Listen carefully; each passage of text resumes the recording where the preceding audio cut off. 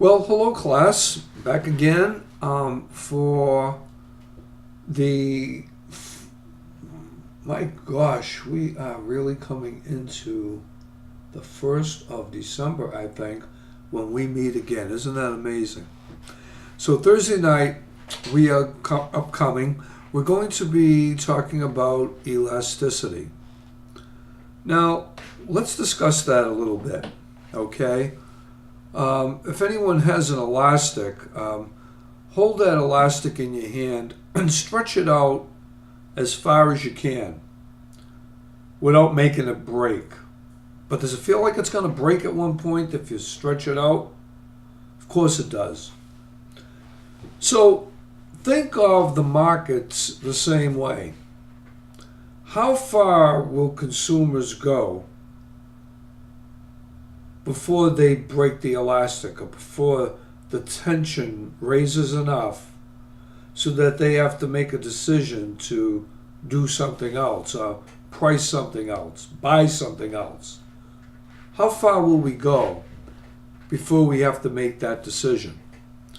Well, essentially, that's what this chapter is going to be about. It's about that's chapter 6. It's about the elasticity of demand, but the responsiveness of demand and supply in the market. So let's talk about the price elasticity of demand. The price elasticity of demand and its measurement is about defining price elasticity as a measure of the responsiveness of quantity demanded to a change in price. So there are what we call determinants of the price elasticity of demand.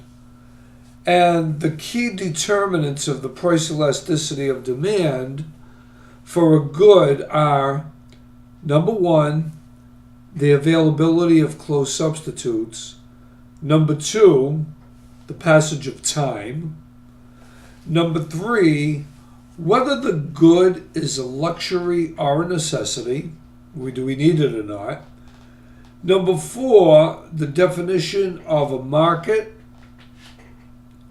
And number five, the share of the good in the consumer's budget. So what does that lead us to? That leads us to realizing that there is going to be a relationship between price elasticity of demand and total revenue. When demand is inelastic, that means that people are willing to pay anything for it without going broke and short.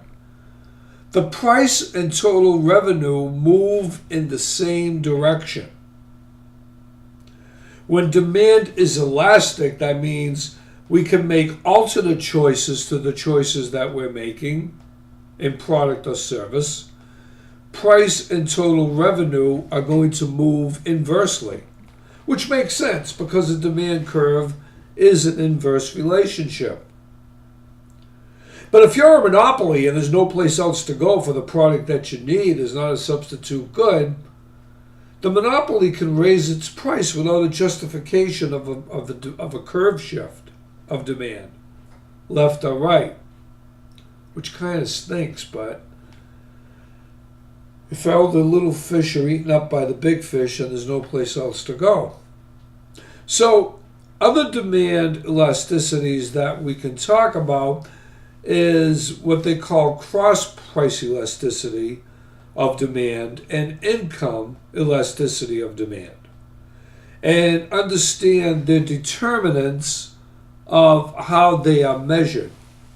So the cross-price, that's CROSS, elasticity of demand, is going to measure the responsiveness of the quantity demanded of one good to a change in price of another good. The income elasticity of demand is going to measure the responsiveness of the quantity demanded of a good to a change in income.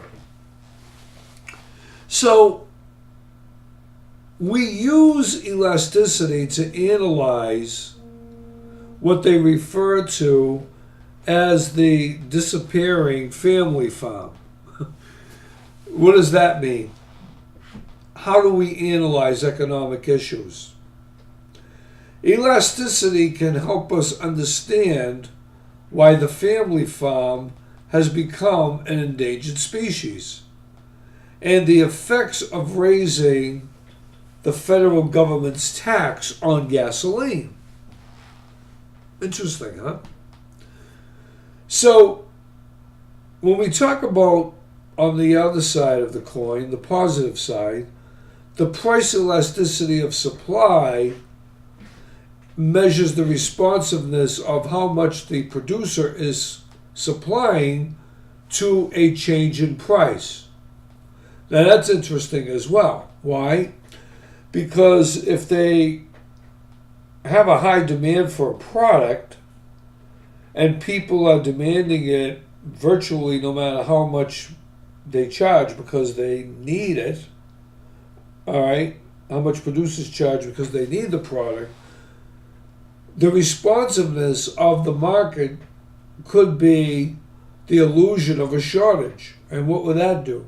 That would create even more demand because only certain people are going to get what's supplied. Now, a lot of times that happens in a monopoly. So these are kind of some of the things that we're going to talk about in this chapter. And what I am going to do is I am essentially going to put up some YouTube videos to help you through this. And then I am going to put up a participative discussion, which will not be available to you, by the way, till after next Thursday. So that's December 1st. So if you are ahead of the game right now, then you can kind of read into this. I'll let this module be open, but you won't get the assignment until next Thursday. So again, enjoy your weekend. Look at my lecture notes that I put up there for you and the YouTube supported videos, and the assignment, the participative discussion will be open to you next Thursday, December 1st. Have a good week.